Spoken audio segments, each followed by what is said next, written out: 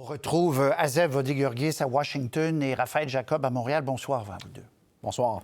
Bonsoir, Patrice. Un mot quand même. On va parler bien sûr d'Iran, on va parler de l'Ukraine. Je veux beaucoup parler de l'Ukraine, mais un mot quand même. Peut-on dire, est-ce que j'exagère? Je vous pose la question. Peut-on dire que, bon, Trump n'est pas responsable d'un homme qui s'immole, là, c'est évident, mais est-ce qu'on peut dire qu'il attise ces dérives paranoïaques chez un certain segment de la population qui croit tout ce qu'il dit, là? Puis on verra, là, c'est encore tôt. Azeb.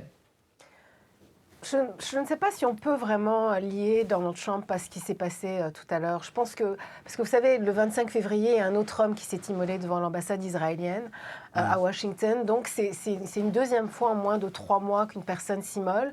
Ce qu'on sait, puisqu'on a appris des autorités, c'est que bon, il faisait partie un peu des partisans. En tout cas, il était dans le secteur où les partisans de Donald Trump se trouvaient devant la cour. Vous savez que souvent, quand il y a un procès de Donald Trump, on en a couvert beaucoup, il y a ces partisans, et c'est souvent les mêmes qui viennent avec des drapeaux, des pamphlets en disant que voilà, c'est une victime du système. Mais dans ce cas-ci, c'est quand même tragique, là, ce qui s'est passé. Il n'avait que 37 ans. Pour s'immoler comme ça devant la cour, je pense qu'on en saura un peu plus sur son passé aussi psychologique. Là. Oui, bien sûr, une question de santé mentale, évidemment. Vous dites qu'il avait 37 ans, il n'est pas décédé, à moins que depuis... Non, c'est vrai. Non, d'accord. Raphaël, un mot là-dessus. Écoutez, j'opterais personnellement un petit peu comme Azeb pour la prudence, compte tenu du peu qu'on a en termes d'informations. En même temps, ce que je me permettrais également d'ajouter, c'est que de façon beaucoup plus large, lorsqu'il est question de Donald Trump, oui, clairement, il attire dans son camp des personnes qui, dans certains cas, et en aucun cas est-ce que je veux dépeindre la totalité ou même la majorité de ses électeurs comme ça. Bien sûr que non. Il y a 50 millions qui ont voté pour lui. En fait, un peu plus de 70 millions. Donc, effectivement, sauf qu'en même temps, c'est vrai qu'il y a un lot de pauvres personnes, et là, je ne parle pas de ressources financières, là, qui sont dans son camp. Et la meilleure indication, une des meilleures illustrations qu'on a eues depuis la dernière élection présidentielle, en fait, c'est un documentaire qui a été produit, je vais faire le point brièvement, par en fait la fille de Nancy Pelosi, Alexandra Pelosi, qui s'appelle The Insurrectionist Next Door, qui essentiellement explore de façon, somme toute, là, assez empathique la vie de plusieurs des insurgés qui étaient présents au Capitole le 6 janvier 2021. Donc, les plus fanatiques, si on veut, du bassin Trump. Et le trait commun qu'ils ont, Patrice, c'est que ce sont de tristes personnes, de tristes personnages. Ce sont des croyants, parce que j'ai vu, ce sont absolument des croyants, comme on croit à une religion. Ils croient... OK. Je reviens à cette attaque d'Israël contre l'Iran, qui est non revendiquée, mais ils le savent. En fait, tout le monde le sait que c'est eux, ils le nient pas. Là, Washington, encore une fois, est dans une position, Azeb, de tenter de freiner. Là, on dit, ça y est, là, 1, 2, 3, que cette séquence soit terminée de riposte et contre-riposte. Voilà, c'est exactement ce qu'ils souhaitent. Et puis, vous savez que Washington aurait appris cette riposte à la dernière minute, là.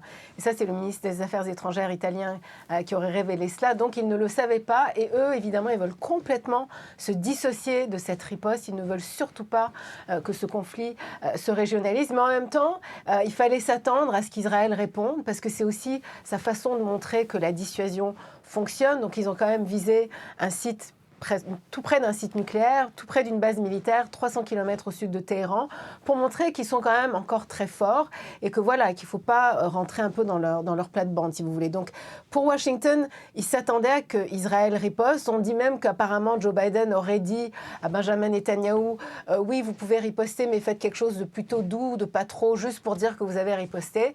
Mais bon, vous savez, il y a beaucoup de gens qui spéculent, il y a beaucoup d'experts qui parlent, mais cette fois-ci, par contre, personne n'a vraiment voulu se rendre au micro et dire, voilà, oui, c'est officiel, Israël a riposté, c'est une attaque contre l'Iran, parce qu'on veut minimiser la chose de part et d'autre. Et même l'Iran n'a pas vraiment réagi officiellement, comme si ce n'était pas arrivé finalement. Voilà, exactement. On fait comme... Puis ça fait l'affaire des deux qu'on fasse comme si ce n'était pas arrivé, Raphaël, parce que déjà, il faut quand même le rappeler rapidement à Washington qui met les freins à Netanyahou pour Gaza. Là. Ils en ont déjà plein les bras, là. Absolument. Et ça, je dirais qu'en quelques mots, c'est la meilleure indication que pour tous ceux et celles, je comprends la crainte, là, qui craignent qu'on soit à l'aube, peut-être même plongé les deux pieds dans une troisième guerre mondiale.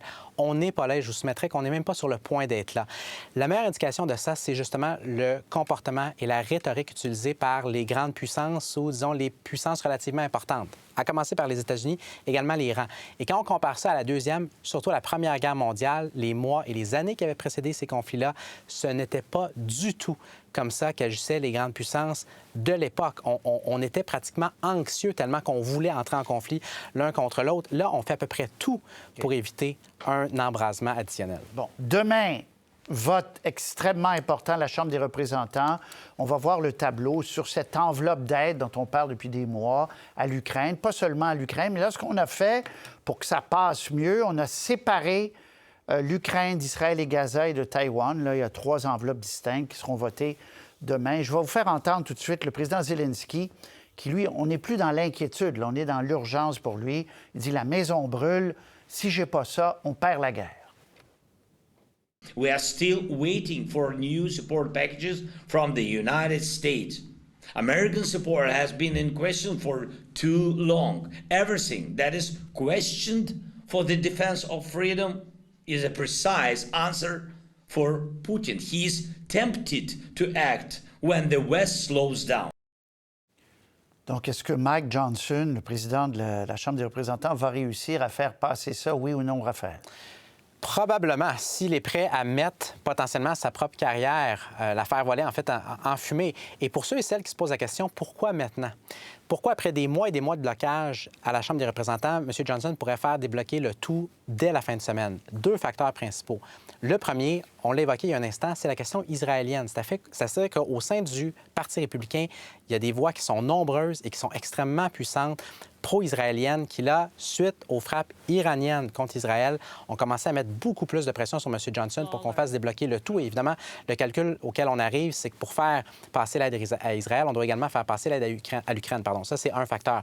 Le deuxième, dont on parle beaucoup moins, mais M. Johnson l'a reconnu lui-même implicitement dans une entrevue qu'il a donnée cette semaine aux médias américains, c'est la pression qui est mise à l'interne par l'establishment militaire aux États-Unis sur le leadership politique du Congrès, à commencer par M. Johnson. Le président de la Chambre, donc, qui est allé dire que suite à un brefage, pardonnez l'anglicisme, qu'il avait reçu, on devait vraiment agir urgemment pour débloquer cette aide-là. Considérer 60 milliards de dollars américains en plus de la centaine de milliards de dollars qui ont déjà été octroyés, ça, Patrice, c'est plus que le budget russe de la défense totale par année. C'est extrêmement d'argent qui touche beaucoup d'intérêts extrêmement nantis et puissants dans le système américain. Ça, il faut toujours le comprendre. Et d'ailleurs, je me permets un 10 secondes de plus parce que Azeb et moi et vous, on s'en parlait pas plus tard qu'à l'automne dernier. Dès que M. Biden avait proposé, en fait, avait demandé ce plan d'aide-là au Congrès américain, l'argument de l'industrie de la défense américaine était directement mis de l'avant par M. Biden. C'est un facteur fondamental à comprendre encore 6 mois plus tard. Donc, Azeb, compte tenu de ça, est-ce que vous croyez qu'il y a une voie de passage? Parce que d'ailleurs, Johnson le répète à peu près à toutes les entrevues. Il dit « l'argent nous revient. C'est nous qui construisons les armes. On fait des riches et c'est l'industrie américaine, donc, en profite. » Azeb. Qui en bénéficient, ça crée des emplois, on réapprovisionne